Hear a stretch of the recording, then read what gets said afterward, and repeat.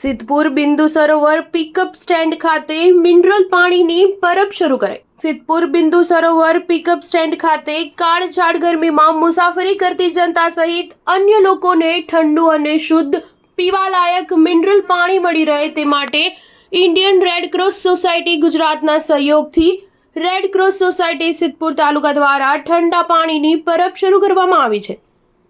Red cross સોસાયટીના ઉપપ્રમુખ પ્રવીણભાઈ સિંહ મોદીએ પરબનું ઉદ્ઘાટન કર્યું હતું। આ ઉપરાંત પક્ષીઓને પીવા માટે માટીના કુંડાઓનું વિતરણ લાયન્સ ક્લબ સિદ્ધપુર દ્વારા કરવામાં આવ્યું। આ કાર્યક્રમમાં સુરેશભાઈ પંચાલ, દિલીપભાઈ પુરોહિત, કિરણભાઈ પટેલ, છગનભાઈ દવે, શંભુભાઈ દેસાઈ, ભરતભાઈ મોદી, ડોક્ટર સુનીલાબેન પટેલ, રમેશભાઈ જોશી, કંટ્રોલર એચ.જે. ઠાકર, ભાવુભા રાજપૂત, લાલભા રાજપૂત, મુકેશ પ્રજાપતિ હાજર રહ્યા હતા।